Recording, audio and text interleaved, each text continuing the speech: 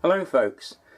Well, before I start I should say if you've come here looking for an interesting video, I'm afraid you're going to be a little bit disappointed, because this one is about something you probably won't be interested in unless you're a Hoover, old Hoover fanatic, because what this video is about is Hoover vacuum cleaner handles. And I know it's not very exciting or interesting, but it might be interesting if you're into doing up old Hoover cleaners, and I know there are quite a few people who are interested in the subject. They're few and far between, I must say, but they are there. Now the reason I'm showing you this old rusty handle, this is an old Hoover handle, 90 years old, like most of the things I have on here. And I'm just showing you, this is, it looks a bit worn obviously, but this is what it should look like. And the reason I'm showing you this one first is because I want to show you one that's not in quite such good condition, and this is the one. And the reason it's not in such quite good condition is that it's been in my shed for over 35 years, in the roof where the sun hits it, I presume, and you can see what's happened. It's almost grotesque. The rubber's gone horrible, and it's almost like a fungus. It's taken over the whole switch unit there. The switch does still work, but it's absolutely had it. And that's what happens if you keep a Hoover in a place where it gets too hot. I mean, the rubber does go after a time anyway, but it's hot. I think you'll agree it's pretty horrible. Anyway, what this video is about, I know it sounds daft, but it's about the bag spring mechanism. On this one, you can see there is no bag spring mechanism there, but this is the original, and this one still works, although it's obviously got to be refurbished. You've got a little hook there that the bag hooks on, and inside, now that's, as we speak, that's broken, and what happens is that tape inside, it's got a long spring that goes right down into the handle, so you can pull that out, and then the bag hooks onto here using a bag flange like this. This is one I've sprayed up, this was all rusty, and that simply hooks onto that hook there to hold the bag and give it some springing action. And as you've seen what's just happened to me there when it snapped, that's what happened to them, and they had to be replaced. Now, rather than replacing the mechanism, Hoover devised a different system, which isn't as nice actually for an old Hoover, which is using one of these, which is a little cover plate, and one of these, which is a little bag hook. Right? And what you do, you take the plate and you insert it, it's got a little clip there, you insert it into there like so, and then you take the bag hook, and that goes in that slot there, and through that hole there you just put a simple pop rivet, and then on the bag, on this piece, you put a bag spring on there, which then hooks on there, which does the same thing, but it doesn't look as elegant. And because I'm trying to make the old machine as authentic as I possibly can, the one I'm doing up, I'm going to try and restore the old tape, and so I'm just going to show you what's actually inside the handle. Just put these out of the way. This is the same handle as this one, only I've sprayed this one up. You can see the handle grip's in fairly good condition for its age. There's the hole for the bag spring attachment, and this one's been resprayed. That little piece in there is where the spring attaches to, which you'll see in a moment, and the hole there is where the plug to the mains goes in, which is this piece that I've rewired. I haven't fitted it. I'm not fitting this in until I've done the bag spring arrangement, because otherwise they'll get in the way of the spring. That goes in the end in there, and then the actual plug on the Hoover motor, this is the plug, that then clips in there. This one's got 3 pins because it's a 2-speed model, 2-speed motor. Just put those out of the way. So that's the handle. Now the way it works is this. You've got this is the actual piece. You've got a long spring, very stretchy, with a hook on the end, and then a piece of tape. There's just a little pip on there to stop it pulling out too far. And then on the end, you've got the little bag hook, which is the piece that you just saw me break off when I was showing you. And this is one I've already opened up. See if I can move in a bit closer. That's one I've opened up, so I'm going to try and mend it. Interesting enough, the attention to detail on these old machines, there's also another little part which fits in there, which is a little pip, which fits in that hole there underneath, so it leaves a little sort of ball.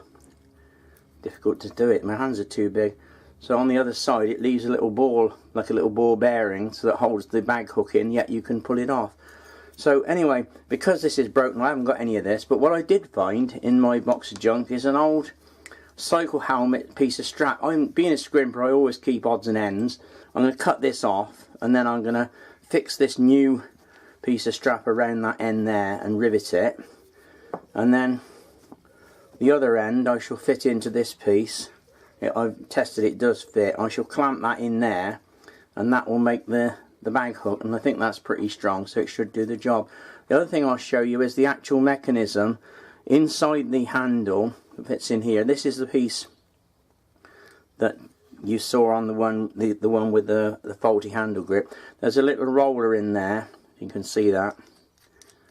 Just a little sort of Bakelite roller, and that simply clips inside the handle like so, and then you've got a screw goes through there to hold it in place, and the tape itself comes up through here, through the back like that, around through there, and this piece goes down in through the handle and onto the spring, and then you've just got this mechanism left showing on the surface, which I think looks quite nice when it's done.